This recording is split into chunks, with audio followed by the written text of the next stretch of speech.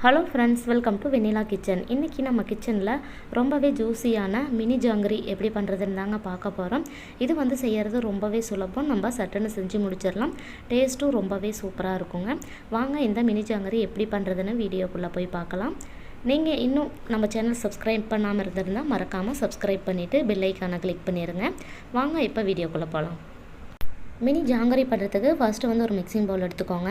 அதில் வந்து 1 கப் அளவுக்கு வெள்ளை உளுந்து சேர்த்துடலாம். சேர்த்துட்டு தண்ணி ஊற்றி 2லேருந்து 3 டைம் நல்லா வாஷ் பண்ணிவிட்டு 1 மணி நேரத்துலேருந்து 2 மணி நேரம் வரைக்கும் இதை வந்து நல்லா ஊற வச்சு எடுத்துக்கோங்க. 2 ஹவர்ஸ் ஆயிடுச்சிங்க. பாருங்கள், நல்லா ஊறி வந்திருக்கு. இதை வந்து மறுபடிக்கும் 2 டைம் வாஷ் பண்ணிவிட்டு அதுக்கப்புறம் மிக்சி ஜாரில் சேர்த்து கொஞ்சம் கொஞ்சமாக நல்லா நைஸாக பேஸ்ட் பண்ணி எடுத்துகிட்டு வந்துடலாம். ரொம்ப அதிகமாக சேர்த்து நீங்கள் அரைக்கூடாது, கொஞ்சம் கொஞ்சமாக சேர்த்து அரைக்கணுங்க. அப்போ தான் மிக்சி வந்து நல்லா சூடாகாமல் மாவு வந்து நல்லா சாஃப்டாக கிடைக்கும். அப்படி சூடாகிற மாதிரி இருந்துச்சுன்னா நீங்கள் வந்து ஐஸ் கட்டி கூட சேர்த்துக்கோங்க. அப்படி இல்லைன்னா கொஞ்சமாக தண்ணி சேர்த்து நீங்கள் வந்து அரைச்சி எடுத்துக்கோங்க. ரொம்ப அதிகமாக தண்ணி சேர்த்துடக்கூடாது. அரைச்ச மாவு வந்து ஒரு மிக்சிங் பவுலில் வந்து சேர்த்துக்கோங்க. சேர்த்துட்டு மீதி இருக்கிற மாவையும் நம்ம அரைச்சி எடுத்துகிட்டு வந்து சேர்த்துக்கலாங்க. பாருங்கள், எல்லா மாவும் அரைச்சி எடுத்துகிட்டு வந்தாச்சு. இந்த அளவுக்கு வந்து நல்லா சாஃப்டாக இருக்கணும். அந்த அளவுக்கு நைஸாக அரைச்சி எடுத்துக்கோங்க.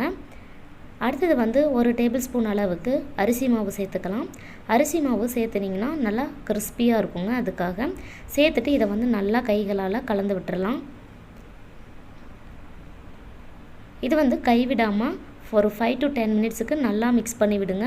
அப்போ தான் நம்மளுக்கு மாவு வந்து நல்லா ஃப்ளஃபியாக வரும். ஜாங்கிரியும் நல்லா சாஃப்டாக கிடைக்கும். இப்போ வந்து கலர் பவுடர் வந்து கொஞ்சமாக சேர்த்துக்கலாங்க.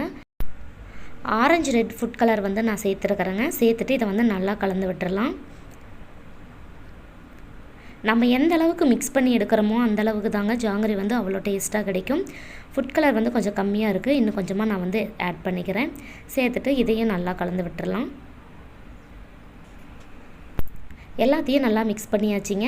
இது வந்து ஒரு மூடி போட்டு மூடி வச்சுருங்க. ஒரு ஓரமாக இருக்கட்டும். அடுத்தது நம்ம சக்கரை பாகு ரெடி பண்ணிடலாம். ஸ்டவ் ஆன் பண்ணி கடாயில் 2 கப் அளவுக்கு சக்கரை சேர்த்துக்கோங்க.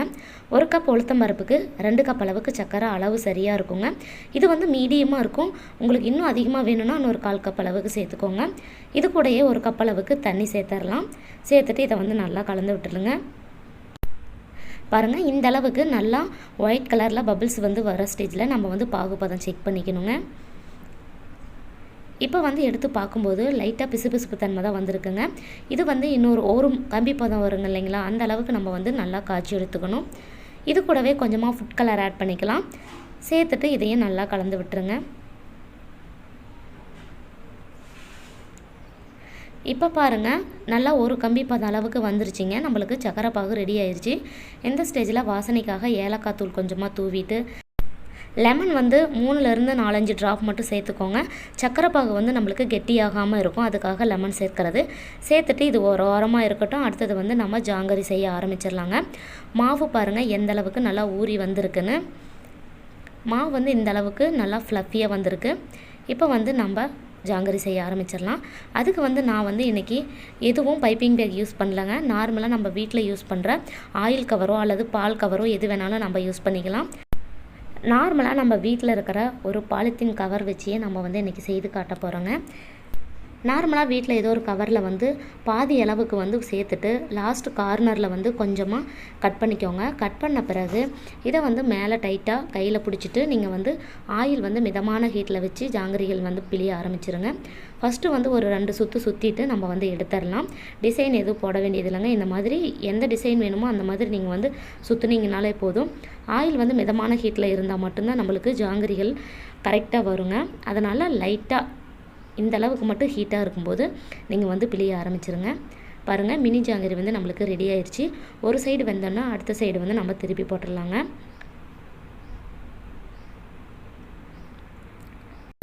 ஃபஸ்ட்டு சேர்த்தும் போது மட்டும் ஆயில் வந்து மிதமான ஹீட்டில் வச்சுக்கோங்க. சேர்த்துன பிறகு மீடியம் ஹீட் ஹை ஃப்ளேம்னு வச்சு நம்ம வந்து ஃப்ரை பண்ணி எடுத்துக்கலாம். ரொம்பவே டேஸ்டியான ஜாங்கிரிகள் ரெடி ஆயிடுச்சிங்க. இதை வந்து எடுத்து உடனே நீங்கள் வந்து சுகர் சிரப்பில் வந்து சேர்த்துடுங்க. சூடாக இருக்கும்போதே சேர்த்துட்டிங்கன்னா சீக்கிரமாக அப்சர்வ் ஆகி நம்மளுக்கு ஜூஸியான ஜாங்கிரிகள் ரெடி ஆயிருங்க. ஜாங்கிரி ரெடி ஆயிடுச்சிங்க. இதை எடுத்து சுகர் சிரப்பில் வந்து சேர்த்துடுங்க.